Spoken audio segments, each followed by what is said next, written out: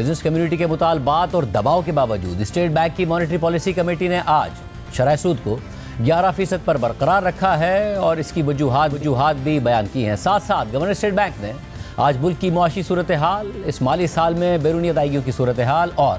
قرضوں کے حجم پر بھی تبصرہ کیا۔ مانیٹری پالیسی کمیٹی کے اعلامیہ کے مطابق اس مالی سال میں مہنگائی 5 سے 7% کے درمیان ٹارگٹ رینج میں رہے گی۔ شرح سود میں مسلسل کمی کے اثرات بھی معاشی سرگرمیوں پر نظر آ رہے ہیں۔ اس مالی سال میں تجارتی خسارہ بھی بڑھنے کی توقع ہے۔ بین الاقوامی مارکیٹ میں تیل کی قیمتوں میں والیٹیلیٹی برقرار ہے، جبکہ ٹرمپ حکومت کی طرف سے گلوبل ٹیرفز کے حوالے سے غیر یقینی کی صورتحال بھی موجود ہے، جس کی وجہ سے مرکزی بینکس اپنے مانیٹری پالیسی اسٹانس میں احتیاط کر رہے ہیں۔ گورنر اسٹیٹ بینک نے بتایا کہ گزشتہ سال 2.1 ارب ڈالرز کے کرنٹ اکاؤنٹ سرپلس کے بعد اس مالی سال میں 0 سے 1% تک کرنٹ اکاؤنٹ خسارہ رہ سکتا ہے۔ ترسیلات زر 40 ارب ڈالرز رہیں گی، مگر اس سے زیادہ رہیں تو کرنٹ اکاؤنٹ خسارہ کم ہو جائے گا، جبکہ ترقی کی شرح 3.25% سے 4.25% کے درمیان رہے گی۔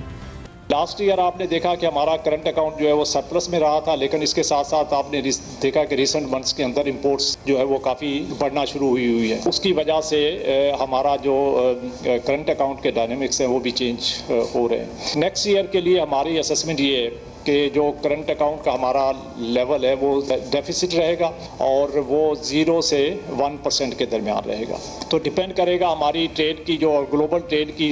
جو سچویشن کیسی رہتی ہے اور ہمارے ریمیٹنسز کا جو لیول کیسا رہتا ہے اور ہمارے ایکسپورٹس کا پرفارمنس جو ہے وہ کیسا رہتا ہے۔ لیکن اس سب کے جو رسکس ہیں ان کو اکاؤنٹ فار کرنے کے باوجود ہم یہ دیکھ رہے ہیں کہ یہ تقریباً 0 سے 1% کے درمیان 0 to 1% آف GDP اس کے قریب جو ہے وہ اس میں رہے گا۔ اور اس کے اندر جو ریمیٹنسز ہیں اس سال کے اندر اتنی زیادہ تیزی سے گروتھ تو نہیں ہوگی، لیکن ہمارا خیال یہ ہے کہ یہ 38 بلین جو ہے یہ 40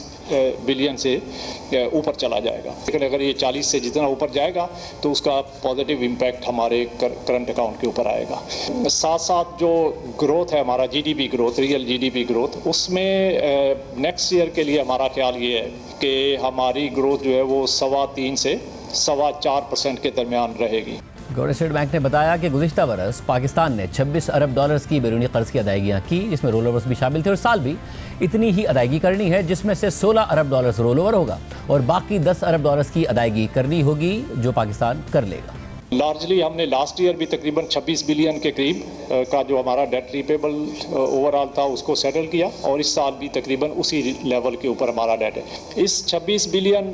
ڈالر میں سے تقریباً 16 بلین ڈالر جو ہے وہ رول اوور ہوگا اور باقی 10 بلین ڈالر جو ہے وہ ہمیں ری پے کرنا ہے۔ ہمیں جو ہے وہ ڈیٹ ری پیمنٹ میں انشاءاللہ گوئنگ فارورڈ جو ہے کوئی مشکلات نہیں آئیں گی۔ یہ 2 سال پہلے 1.5 سال پہلے 10% سے اوپر بھی ہمیں کوئی دینے کے لیے تیار نہیں ہوتا تھا۔ اس وقت جو ہے وہ ہم جو ریسنٹ جو ڈیٹ ریز کر رہے ہیں اس کی کاسٹ سبسٹینشلی نیچے بہت کم وہ آ چکی ہے، اور ساتھ میں ہمارے پاس جو آپشنز ہیں ڈیٹ ریز کرنے کے لیے وہ بھی کافی بڑھ گئے ہیں۔ 26 بلین کو میں سے 16 بلین رول اوور ہوگا، باقی 10 بلین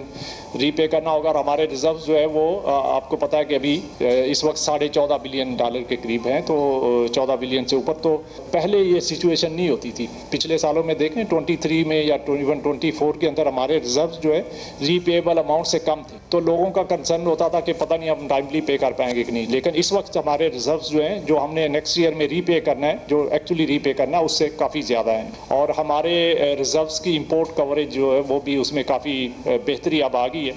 اور اس لیے جو ہمیں ڈیٹ اس لیول آف ڈیٹ کو ڈیل کرنے میں کوئی خاص مشکل پیش نہیں آنی چاہیے۔ گورنر اسٹیٹ بینک نے بھی بتایا کہ حکومت کا بیرونی قرضہ 3 سال میں نہیں بڑھا اور قرضے کی نوعیت بھی اب مزید لانگ ٹرم ہو گئی ہے، لیکن بین الاقوامی اداروں سے حاصل کیے گئے قرض پر شرح سود بھی کم ہے، جس کی وجہ سے سود کی ادائیگیاں اب کم ہو رہی ہیں۔ 2015 سے لے کے 2022 تک، تو ان 7 سالوں کے اندر ہمارا فورن ڈیٹ جو ہے وہ 55 بلین ڈالر سے فورن پبلک ڈیٹ 55 بلین ڈالر سے بڑھ کے 100 بلین ڈالر پہ گیا۔ تو پچھلے 3 سال کے اندر اس میں کوئی اضافہ نہیں ہو رہا، یہ اسی لیول کے اوپر تقریباً اسٹیٹک ہے۔ تو اس کی وجہ سے ہمیں جو ہے وہ ڈیٹ ری پیمنٹ میں انشاءاللہ گوئنگ فارورڈ جو ہے کوئی مشکلات نہیں آئیں گی، کہ اس ڈیٹ کے اندر بھی اس کی کمپوزیشن جو ہے یہ کہاں سے ہم نے ریز کیا ہوا ہے اس میں بڑی تبدیلی آئی ہے۔ تو جو ہمارا 22 کے اندر ڈیٹ تھا، جون 22 کے اندر، اس میں تقریباً 43%, 43%, वो हमारा जो मल्टीलैटरल्स हैं, जिनको हम कहते हैं, जैसे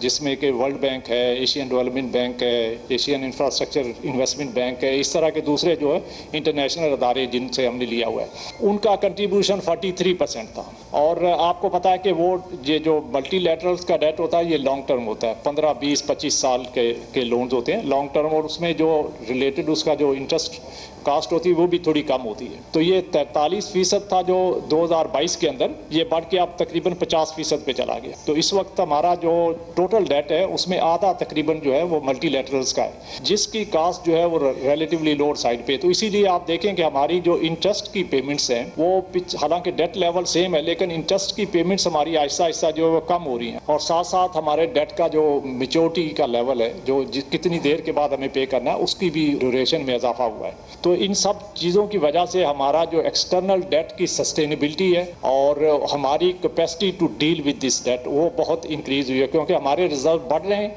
जबकि हमारा डेट एक जगह पे रुका हुआ है और उसकी जो कंपोजिशन है उसमें भी काफ़ी चेंज आ गया। आपने देखा होगा कि रिसेंटली जो है वो रेटिंग एजेंसीज हैं, पहले फिच ने हमारी रेटिंग अपग्रेड की है, और अभी रिसेंट बिल्कुल ये हफ्ता 10 दिन पहले S&P स्टैंडर्ड एंड पोर्स उसने भी हमारी रेटिंग जो है वो अपग्रेड कर दी है। तो जो पहले CCC थी उसको उन्होंने अपग्रेड करके अब B- कर दिया है।